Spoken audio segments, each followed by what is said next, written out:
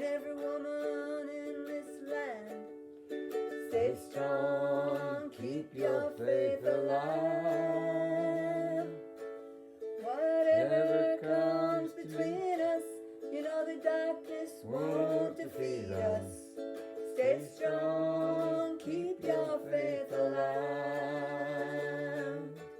Some say the end is a-coming, said our souls are running, but I say stay strong, keep your faith alive. Let's all come together, take care of each other. Stay strong, keep your faith alive.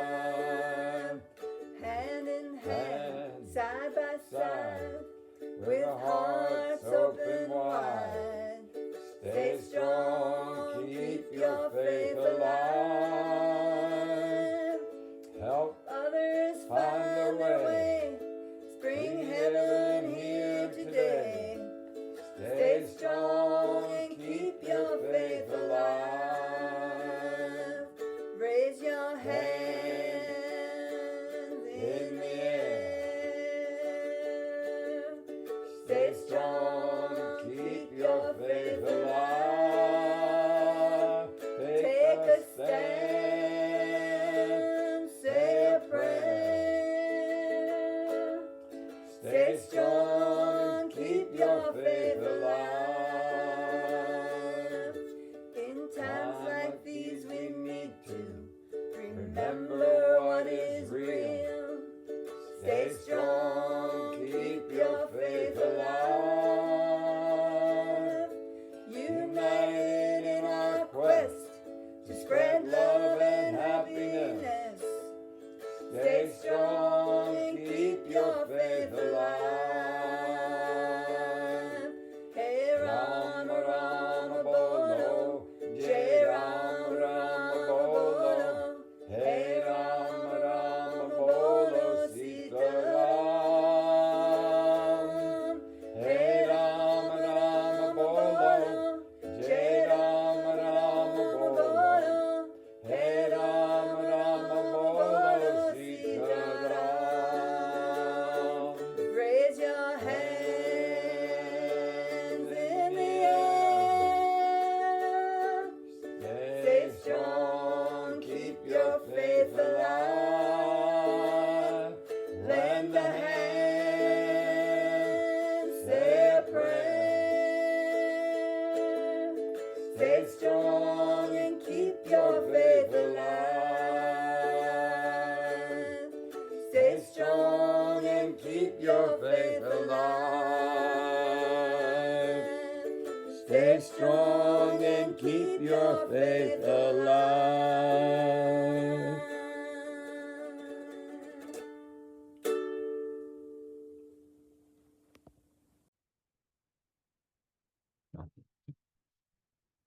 Welcome to our energy medicine Zoom.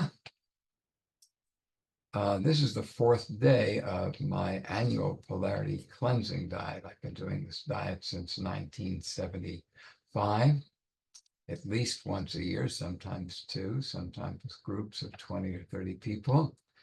And it's a unique diet because it's a cleansing diet which is focused on spirit. It is a, as we say, a fast for the ego is a feast for the spirit. And it's the sattvic cleansing diet. We eat only sattvic, alkaline forming foods on the diet. And we focus on a liver flush. The liver is the largest organ in the body after the skin. And cleansing tea to remove any impurities, and eat only fresh, whole, sattvic, alkaline forming foods. Usually do it for 7 to 10 days. So this is day 4. And I'm also doing a news fast. The news is so toxic these days that I'm finding it very, very liberating to be doing a news fast. In any case, this is mantra yoga. And we began by chanting the mystical syllable Om. in the cosmology of the Sanatana Dharma, the foundation is Brahman. And Brahman is all-pervasive existence and all-pervasive consciousness as the foundation out of which everything else emerges. And that the first thing to emerge, the root of creation, the dawn of creation, the first wave of creation is Nada Brahma, is the creator as sound, as vibration, and the root of that vibration is the Om. So Om is the foundation, is the mother of all vibration. And Om contains within it all creation in exactly the same way the tiny acorn contains within it the matrix, the codex, the logos, to create a giant oak. A tiny bit of sperm and egg uniting contain within it the intelligence of the program to manifest a human body or any animal life form in this exactly the same way that Om has within it the program, shall we say, to manifest infinite universes. The Om is the quintessence of the creative potential. Now, in our understanding, the universe is a living, breathing, conscious being.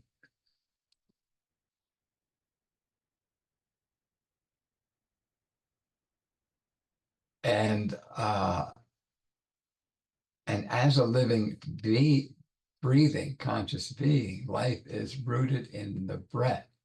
Latin word for breath is spiritus. Life is rooted in the spiraling spiritus, which spirals down to every atom and spirals out to the galaxies as a unity, the spiraling life breath of a living universe.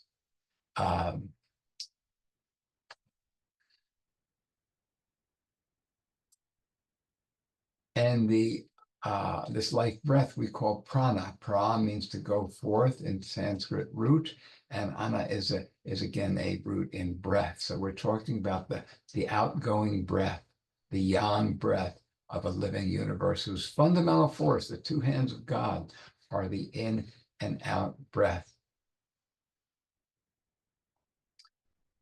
So the sound of the prana, the sound of a life breath of a living universe, is this Omkar, and is the mystical syllable Om, the mother of all vibration, the mother of all creation, the first born, so to speak. So we cannot begin to offer enough veneration to Om and to the mystery that is Om and to the potency that is Om. So it's very easy to say AUM or OM or even to chant it, but I invite you to contemplate the depth of the gift, the depth of the mystery, the depth of the infinite genius that is in this Om, and the opportunity for soul communion that lies in Om. I'd invite you on some full moon, our solstice, our best, a solstice or equinox full moon, to greet the evening, to Sandhya, the time where day and night meet, is a still point. And on the solstice, which again means a still point, to solstice, to stand still, the sun stands still. On a full moon, solstice at sunset, to chant the mystical syllable Om 108 times and to feel the kind of energy that tunes you into. In the same way you can do that at dawn as well, and greet the sunrise with 108 AUMRO.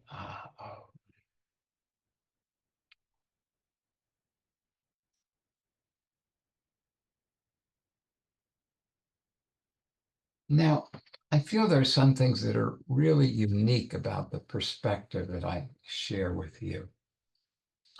First of all, is this understanding of the universe as a living, breathing, conscious being. And the dynamic which underlies that is the dynamic of wholeness. You find it in the ancient wisdom. Rumi tells us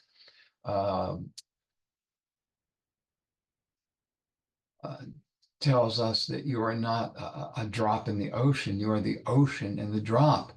And maybe that's Heraclitus who tells us that you are not a drop in the ocean, but you are the ocean in the drop. In the last half century, we've been contemplating a holographic universe, that cosmologists see the universe holographically. And, a holograph is a way of dividing light so that when you reunite it, you have a 3D image. And part of the magic of that image is any part of that image contains the whole image, and you can reconstruct the whole image from that part of the image. In this case, the image that we're talking about is the breath of life, that from quark to galaxy as a breathing entity, there is this cycle of polarity, the cycle of yang and yin, the cycle of solar and lunar, the cycle of rajas and tamas, which underlies all living systems. And this cycle, for instance, one of the places we look at it is in the cycle of the year, the Aries, Taurus, Gemini, Cancer, Leo, Virgo, Libra, Scorpio, Sagittarius, Aquarius, Capricorn was in there too, Pisces, that is a spectrum of consciousness and a spectrum of creation. And that same spectrum of consciousness and that same spectrum of possibility and that same spectrum unfolding the infinite creative potential is in every quark, every atom, every molecule, every cell of creation. So from quark to galaxy, there is what the sages have called the order of creation, or we typically think of as the Zodiac, the spectrum of consciousness, which underlies manifestation. So this order of creation is what's responsible on some level for this holographic nature, because the order of creation is this holograph, which is in every atom, every molecule, every cell. The order of creation is the codex of every breath. The order of creation is the implicit order that unfolds in the explicit order of every atom, molecule, cell, every galaxy, every whatever is bigger than that, whatever is smaller than that, everything. And again, your body is a microcosm of this process.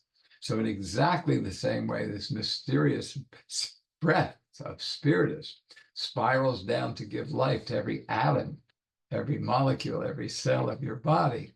In exactly the same way, this life of a living earth, this life of a living solar system, this life of a living universe spirals through everyone and everything, sharing this brilliant and ingenious product of ultimate intelligence, this gift of life.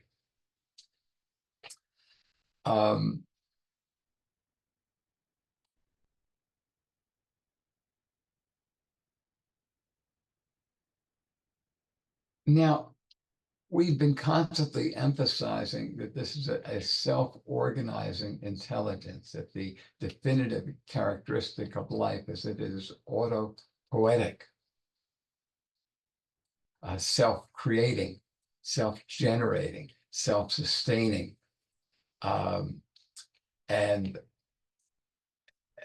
everything that exists because it is a homeostatic that it's an energy field. We do things as energy, and that energy field is a homeostatic process. It's a cybernetic, a cyclical process, feeding back the status of that energy field and then self-correcting. So every atom, every molecule, every cell we're understanding as a field, and as a field that's maintaining the integrity of that field, that somehow has some concept of its dharma, of its place in creation, and then is constantly feeding back its experience internally and its externally to sustain the homeostasis, and that everything is essentially, and in this process, it is creating itself. The stuff of this creation is ultimate intelligence. It is intelligence, the ability to learn, the ability to take in experience, learn from it, and create, self-correct, sustain, regenerate. This is our definition of intelligence. So the stuff of creation is this intelligence. That every field, energy is intelligence. An energy field is intelligence.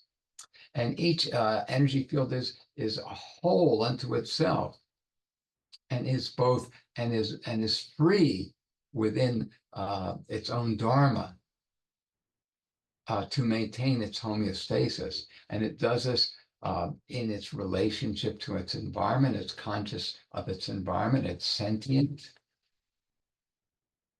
and it's making these decisions, constantly integrating its environment, learning and creating, sustaining, and growing. To understand this process, look at you, because you're a microcosm of the same process. That everything about your life is you're expressing yourself, taking in the reaction from your environment and integrating that, learning from that and integrating that to maintain your homeostasis, your well-being, that life is cybernetic. Again, you are a macrocosm of what's going on the molecular level. So we come to understand that this fundamental intelligence, the lucidity that's in you in this moment is universal. The cognizance that's in you in this moment, the ability to see, to realize, to know what's going on, is universal. That this is the quintessence of life. This is the highest essence of life. So that is the one of the foundations of this perspective that we're sharing, that you are that energy is intelligence, that energy is free, and freedom is very important to us because it enables us to self-correct and maintain our homeostasis.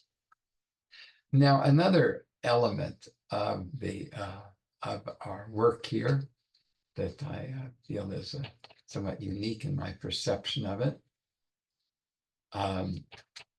is this understanding that the body is a musical instrument that is played by the life breath. The iconography is meant to literally be an encyclopedia. It's literally meant to be among other things, a mnemonic device that your grandmother, your grandfather, as they take you to the temple or as they tell you these tales, can look at this iconography, and within it is tremendous, tremendous wisdom. So whenever you see a god or a goddess, you'll typically see its vehicle. For Lord Vishnu, the all-pervasive intelligence, its vehicle is the Garuda, the eagle. For Morgan, its vehicle is the peacock. And for Saraswati, her vehicle is usually the goose. And in this case, the goose symbolizes the highest flying bird, these geese and these swans that fly from Tibet to Africa, fly at the height of a jumbo jet, 30 to 40,000 feet.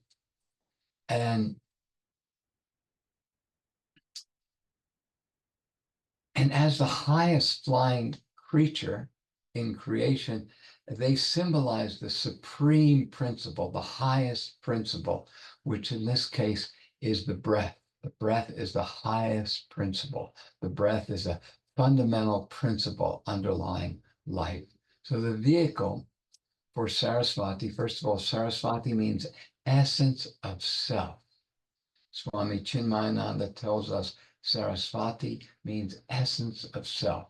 So we're looking at this iconography of the goddess Saraswati, who is a goddess who is the Shakti of Brahma, the creator. Again, Brahma is this ever-expanding breath of life that is the vehicle for creation. And the Shakti, the manifest power, the power in nature of Brahma is Saraswati. And Saraswati means essence of self. And she's typically a goddess that rules knowledge, that rules wisdom, that rules artistry, that rules priestcraft, that rules musicians and artists and creators. Typically, which she rules learning on a Thursday, Guru Day. People are lined up at the temples honoring Saraswati, honoring Brihaspati, honoring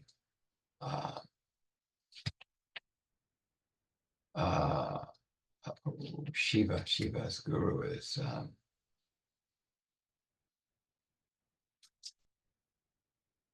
it'll come to me. honoring the those who support our children in learning. So people are lined up on Thursday, on Guru's Day, at these temples to bless their children and bless their education. So Saraswati rules learning and rules the culture and this whole fabric of knowledge that underlies creation. So we're talking about knowledge of what we called before Dharma, the knowledge of atomic, molecular, cellular, the knowledge that allows every organism to be what it is and to be viable within its dharma, within its to be autopoetic. Then, in a sense that Saraswati rules the morphogenic field and the unique morphogenic field of each organism. And the vehicle for Saraswati is usually the goose or the swan. And we say these tundra swans embody the supreme principle. Think about how we call the highest veneration, as we call a sage, Paramahansa, Parama supreme Hansa, swan. Now the word Hansa is often used as a play of word because the mantra which we all utter, the fundamental mantra which underlies life, is the mantra that the sound of the breath makes.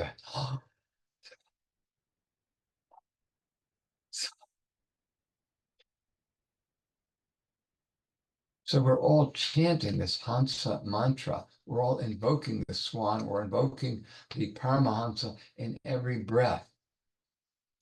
So we're saying that the breath is the supreme principle and is the vehicle of the goddess Saraswati, this creative intelligence which underlies manifestation.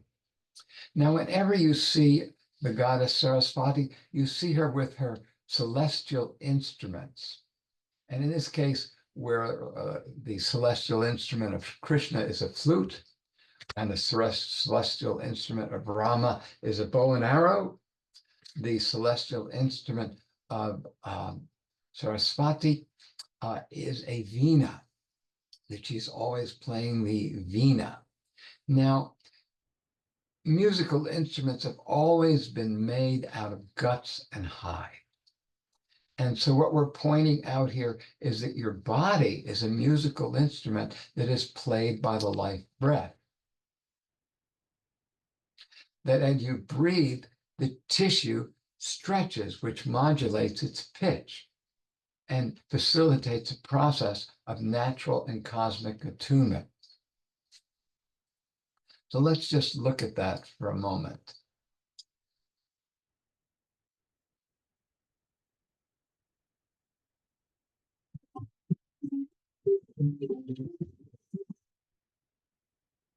Okay, I think I stopped the screen share. Okay, let's just look at that moment with a new screen share.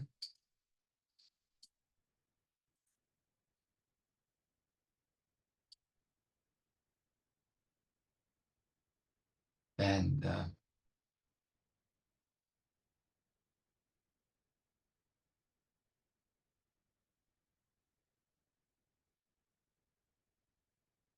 as we breathe, the body is taken through a process of natural and cosmic attunement.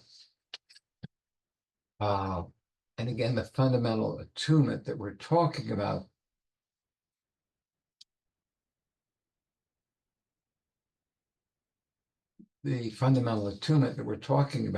is this attunement of the gunas. So I better stop for a moment here and talk about the gunas.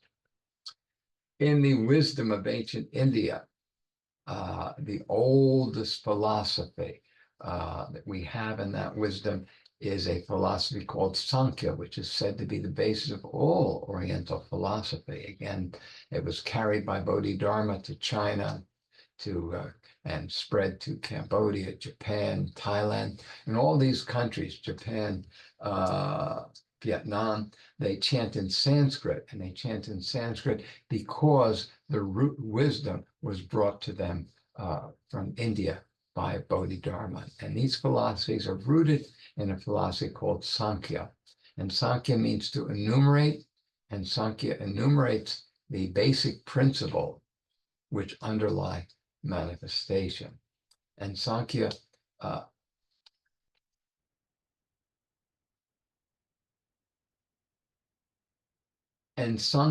describes the stages of manifestation in terms of the stages of the life breath, that the fundamental forces in creation, or this all-pervasive field of, I'll call it awareness, and then or we'll call it Brahman, an all-pervasive field of awareness, the absolute, the ground state out of which creation emerges, Sat Chit Ananda, being, and the fact that you're conscious in being, and the ecstasy, the bliss of being.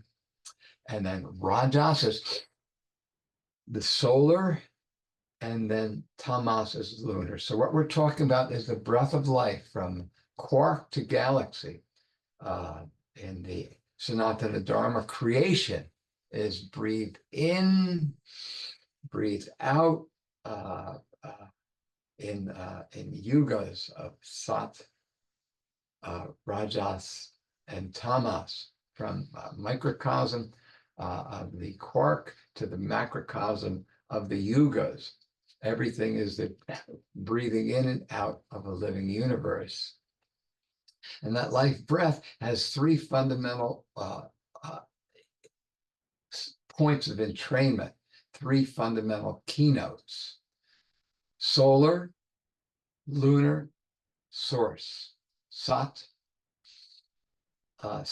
Satya means being. Sat is being. So sattvic, Sat is being, the source. Rajas means to glow with excitement. It's the fire, it's the radiant, it's the creator, it's the light of life, the self-effulgence of the light of consciousness unfolding its creative potential. And Tamas, which is the lunar, the crystallization of this energy into form, and then the dissolution and the return to. So we're always, everything that lives is breathing through sattva, rajas, and tamas. Being, creation, perish. And this is the foundation of the order of creation, and it's writ in microcosm in every atom and molecule and cell of this creation. So we're saying the body is a musical instrument that is played by the breath, and the breath moves us through this process of molecular and cellular and natural and cosmic attunement. That in each breath, this is a picture of Babbitt's atom, and a micro clairvoyant vision, a micro clairvoyant vision of the ultimate atom as a manifestation of pure life force spinning perpetually through itself. So we're saying that everything in this living universe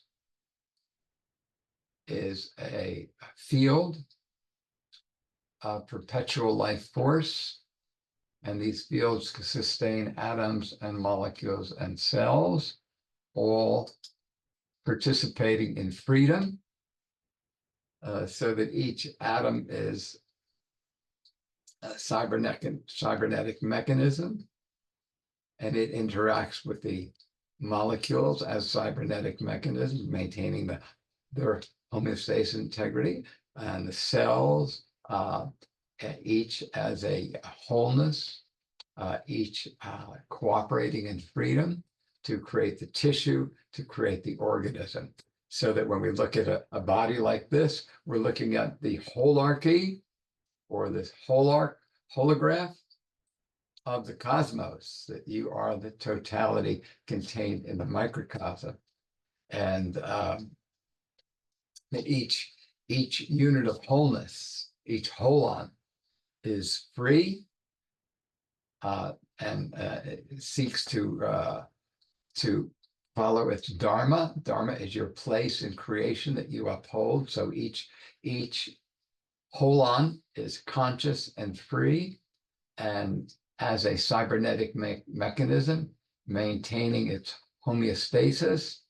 And that homeostasis, again, is part of a larger holon, atom, a molecule, a cell, tissue, an organ process, an organism, a bone, a muscle, an organ, a physiological process, and that each of these is made of awareness, and each is free and cooperating in a process of unimaginable intelligence. Unimaginable intelligence.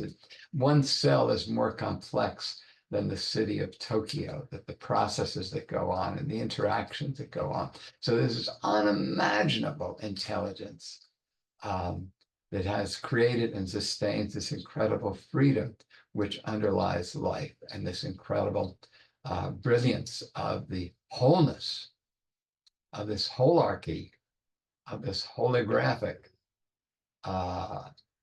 creation.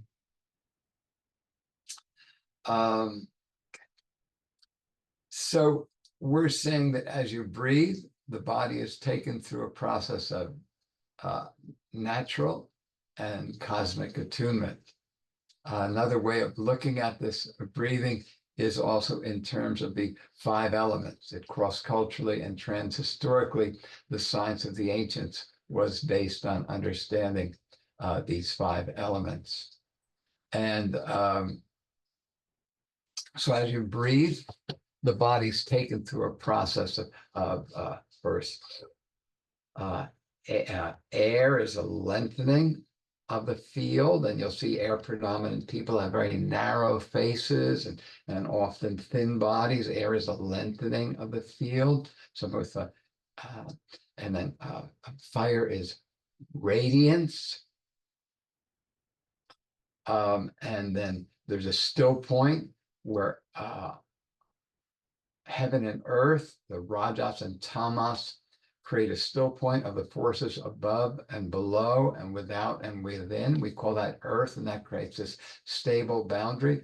And then the diaphragm descends into water, a lunar, a cleansing phase. The classic glyphs are air, a balance of above and below, a fire, a radiance from heaven to earth, a triangle, water, a radiance from earth to heaven. Again, here's solar radiance. Here's the lunar radiance. And then earth is the square, the balance of the forces within and without, above and below, that create and maintain solidity. So again, the classic glyphs are air is equal sign, the balance of above and below, fire, the triangle embodying the radiance from above to below, water, the radiance from below to above, and earth, the square, balancing the forces within and without. So I hope you find this is the same thing I've been talking about for the last 30, 40 years, but I hope I'm becoming more articulate in my expression of it. And I think it's time now to go into the practice. Our practice has been the Gayatri Pranayam in this class. Gayatri is the secret esoteric mantra of the Brahmin caste. And Gayatri's 5 heads represent the 5 elements: ether, air, fire, water, earth, the 5 winds, the 5 fields that vibrate through everything. If we're to look at a picture like,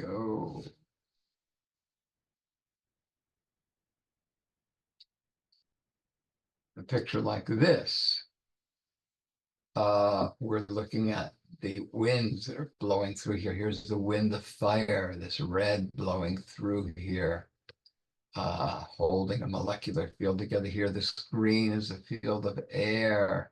The blue is the field of water. That on atomic and molecular levels are these winds of vibration, these that are flowing through the keynotes. That creation is a tuniverse that's attuned to the keynotes of ether, air, fire, water, earth, and through sympathetic vibration, the winds of the air vibration, the fire vibration, the water vibration flow through these fields on molecular, atomic, cellular levels, and in the macrocosm of our body. So these 5 elemental keynotes of creation, these 5 elemental winds which underlie creation, are embodied in the 5 heads of Gayatri Ma. Again, Gayatri is the Shakti of Brahma, the breath of life, the Shakti of Brahma, the creator, the power in nature, the feminine aspect. So we're going to be chanting with the Gayatri mantra, which is in this case, the Surya Gayatri mantra, which is to Savitri, the light, the all-pervasive light, the only thing there is, it's real. This light is unborn, undying, everywhere, always. It is the light of consciousness, the light of awareness, lucidity that is in you. Right in this moment. It's everything else is changing. The only thing that doesn't change is your presence, this cognizance, this lucidity. So Savitri is another way of picturing this light, the light of life, as it illuminates infinite suns, the light of the Milky Way, the light of the galaxy, the light of infinite galaxies is the same light that is in you. So we honor this light. So we're in this prayer. Let us commune with the luminous light of consciousness that sustains all the worlds, that it may inspire our liberation from this delusion of separateness and this delusion that you're anything less than the goddess herself, that this creation, this brilliant, brilliant, brilliant, ingenious, beautiful, splendorous creation is anything less than the self-sacrifice of the goddess. So in this case, we're using the Gayatri mantra as a form of chakra balancing.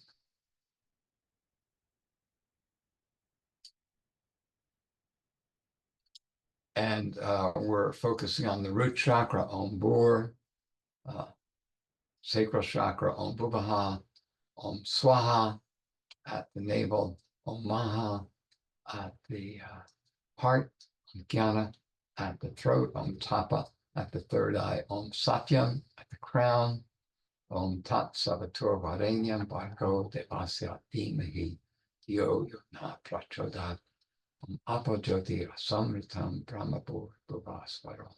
So this is Om is the earth, Om is the astral, Om is the heaven, Om is intelligence, Om is intention, Om is sacrifice, Om is being.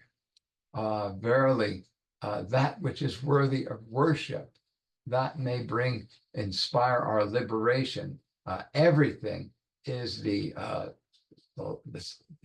nectar of immortality, the self-effulgence, the creator, earth, heaven, everything is Om. So we are venerating this mysterious Omkar, the firstborn, the sound of the breath of life, the root entrainment of divinity, the sound of God, if you may.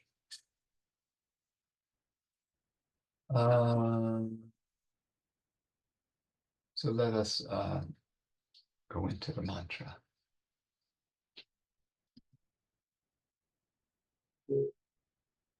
We're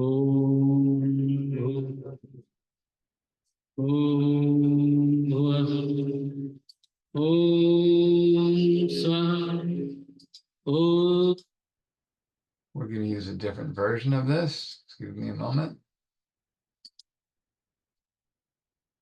Let me cue up the right version.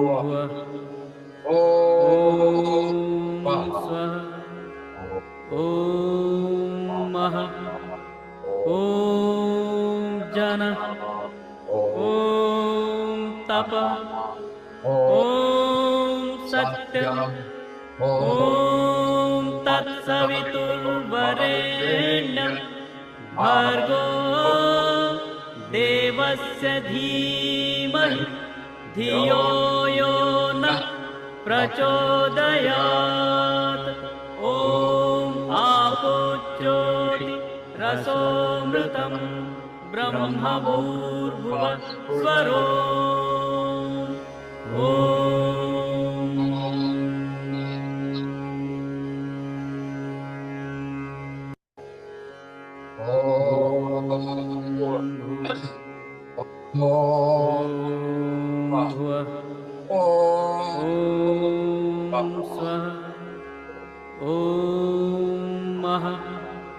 ॐ जन तप सत्यम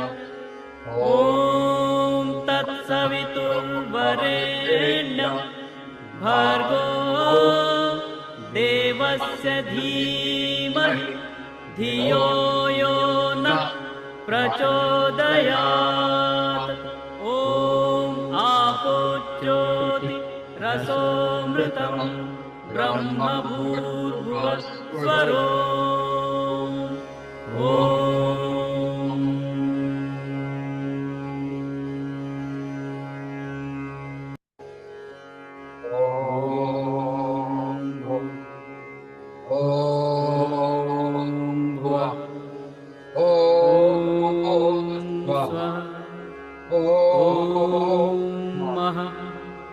ॐ जन तप सत्यम तत्सवितुर्वरेण्यं भर्गो देवस्य धीमहि धियो यो नः प्रचोदयात्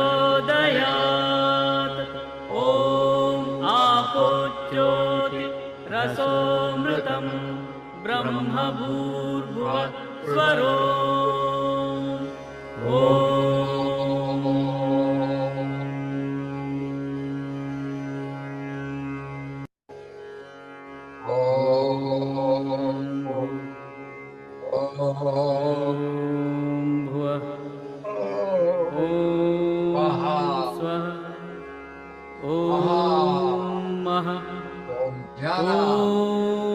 जन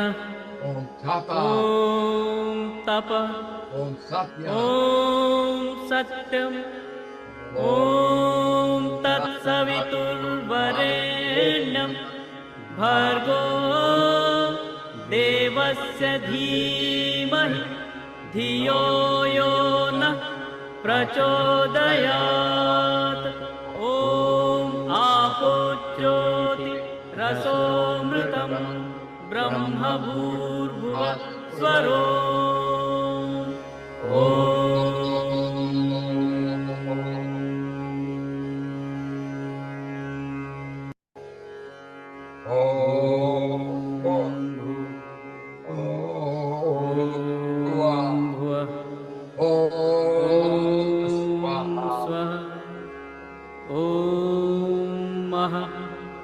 ॐ जन तप सत्यम तत्सवितुर्वरेण्यं भर्गो देवस्य धीमहि धियो यो नः प्रचोदयात् ॐ आपोज्योति रसोऽमृतं ब्रह्मभूर्भुवः स्वरो ॐ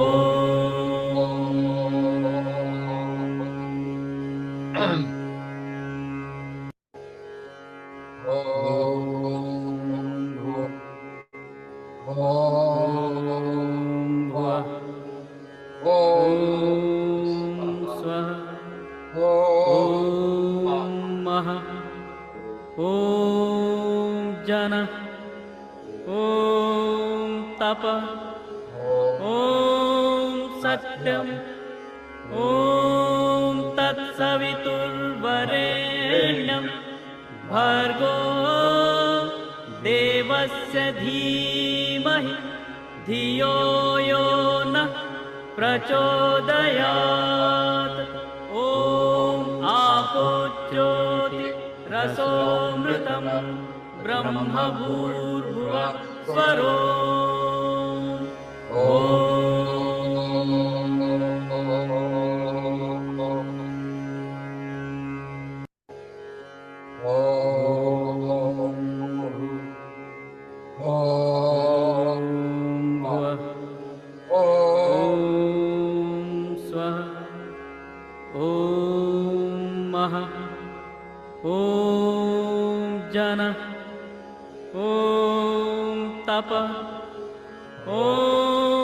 सत्यम् ॐ तत्सवितुर्वरेण्यं भर्गो देवस्य धीमहि धियो यो नः प्रचोदयात्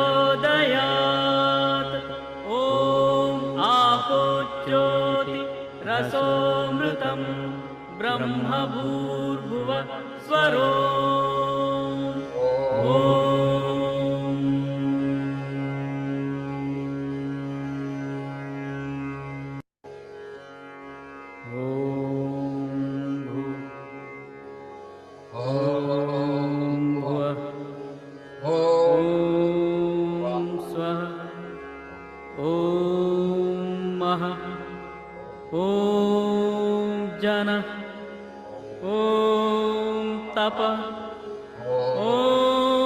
सत्यम् ॐ तत्सवितुर्वरेण्यं भर्गो देवस्य धीमहि धियो यो नः प्रचोदयात्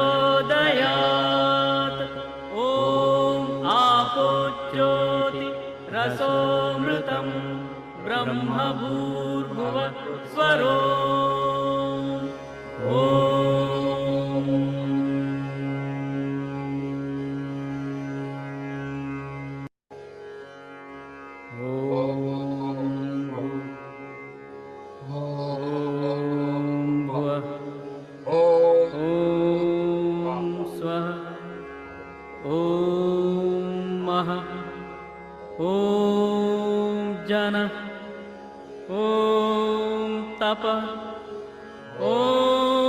सत्यम् ॐ तत्सवितुर्वरेण्यं भर्गो देवस्य धीमहि धियो यो नः प्रचोदयात्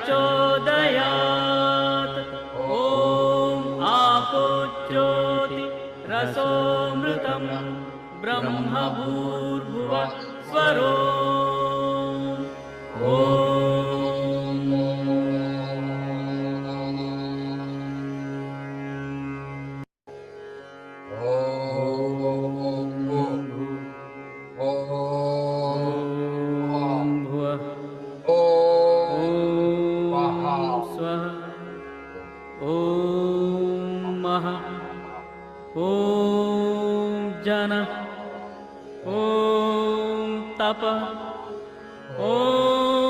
सत्यम् ॐ तत्सवितुर्वरेण्यं भर्गो देवस्य धीमहि धियो यो नः प्रचोदयात् ॐ आपोच्योति रसोऽमृतं ब्रह्मभूर्भुवः स्वरो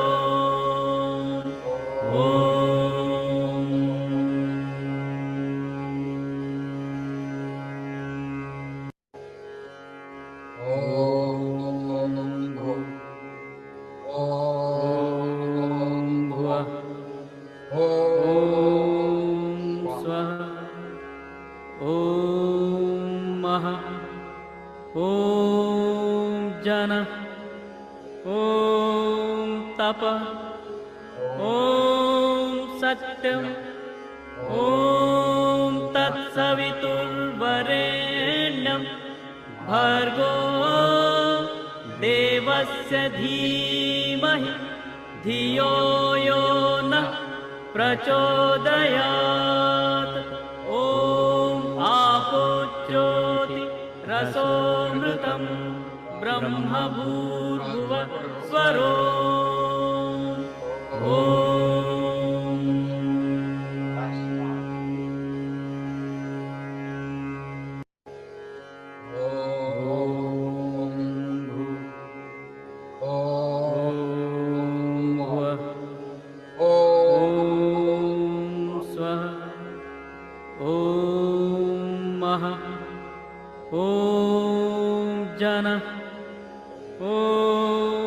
तपः ॐ सत्यम् ॐ तत्सवितुर्वरेण्यं भर्गो देवस्य धीमहि धियो यो नः प्रचोदयात् ॐ आपो ज्योतिरसोऽमृतं ब्रह्म भूर्भुवः स्वरो ॐ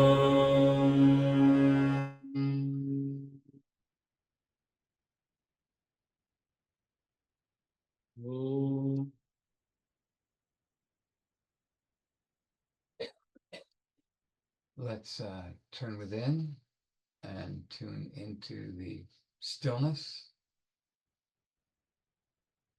that is the fruit of the coherence we've been cultivating through this process of natural and cosmic attunement to the fundamental keynotes of creation and to the root of that, the mother of all vibration, the Omkar, as we chant the Bija mantras.